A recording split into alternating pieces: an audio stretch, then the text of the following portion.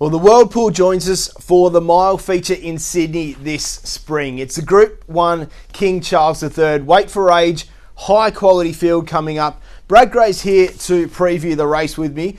Brad, this just a new race last year, but it just keeps getting better and better. It certainly does, yeah. Another really deep field, isn't it? Some of the best milers we've got in the country, and one international raider, and from a trainer that we know pretty well now in Australia, in William Haggis. And as soon as he brings a runner here, inevitably they're in the finish, and his record suggests that his name is Lake Forest, with Zac Purton doing the riding. But that's a who's who as far as the best milers that we've got here in Australia. Mr. Brightside, he's one of those. Che Wolf, your defending champ, maybe a little niggle in terms of how well he's going this time in, but he does get blinkers first time.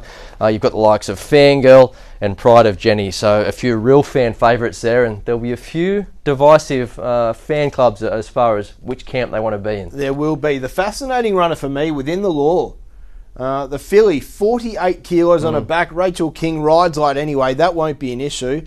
What they do with her is going to be very, very interesting. She's a wild card, isn't she? Very hard to line her up. A lot of the others, they've met before, so you've got a pretty good line in terms of where they fit. Sure have. All right, let's get to this first replay. This is the Makybe Diva Stakes down at Flemington. Mr. B, Mr. Brightside, collects his 10th Group 1 victory. He's a winning machine. Never underestimate Mr. Brightside. So this is his distance range there. You could see he did get on-speed favours from out in front, but that's the beauty of Mr. Brightside. He can settle just about anywhere. The course, then Tom Kitten, and behind them Antino in a dash to the line. 300 to go, and Mr. Brightside's 2 lengths in front of Aliana Via Sistina. Antino, the widest, is winding up. Still Mr. Brightside with 150 metres to go. A good buffer. Mr. Brightside is 2 lengths in front. It's going to be a famous hat trick.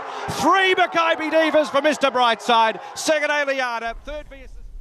He has won 2 Group 1s already at Randwick, both being Doncasters, so he's no stranger to running well over the Randwick mile. And you look at his stats alongside Pride of Jenny, and I think that's significant because Pride of Jenny is a horse that likes to rip her rivals out of their comfort zone, and some horses cope with that and some don't, whereas Mr. Brightside, he has proven time and time again that he can get past her. So they've actually clashed 10 times in the past. At the moment, the ledger is 5-all, so it'll tip one way or the other on Saturday. But more recently, it's all about Mr. B. 4 of his past 5 against Pride of Jenny, he's come out on top. Just shows you how important race patterns actually are.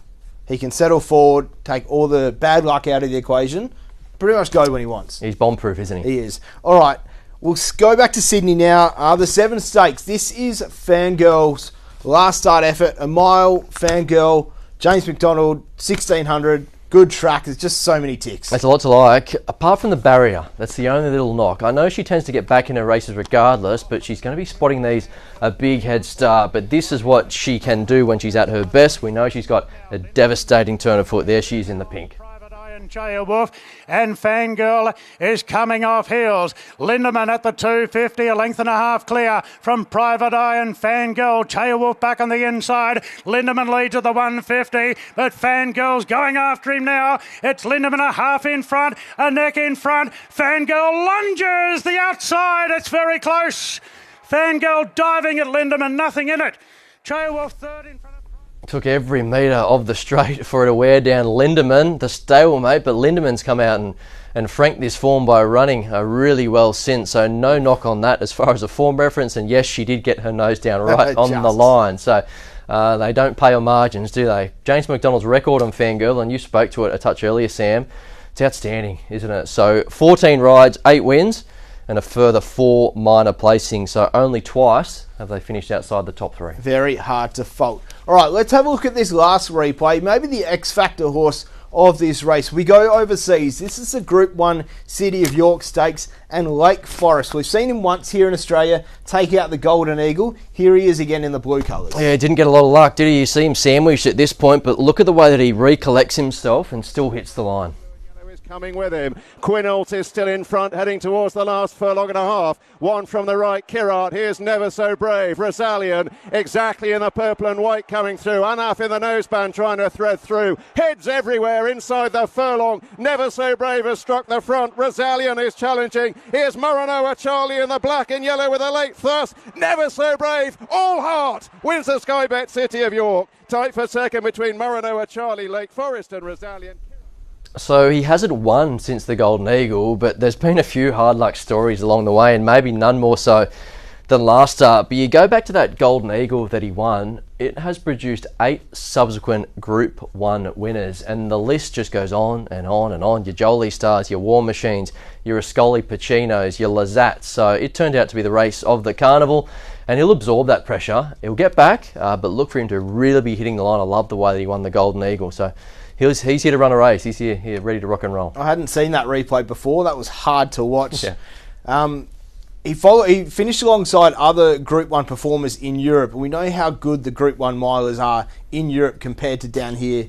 Majority of the time they get the job done. Yeah, they make them tough, don't they? And they can sustain that rolling gallop, Yep. which I think will suit with Pride of Jenny ripping along out in front. They sure do. There's the replays for the Group 1 King Charles III. Brad, who are we putting on top? I'm with the internationals. So there he is, Lake Forest, Zac Purton and William Haggis. For the duet, we'll throw in the ever-consistent Mr. Brightside. So he's drawn wide, but I do think they'll hunt across and use Pride of Jenny to get a position on top of the speed, and from there he'll run another honest race. So duet Lake Forest and Mr. Brightside, but pretty keen on the chances of Lake Forest to win again here. It'll be that man, William Haggis, again. Brad, thank you. There's the King Charles III. It's going to be a race you do not want to miss. You can catch all the action here live on the Sky Racing Network.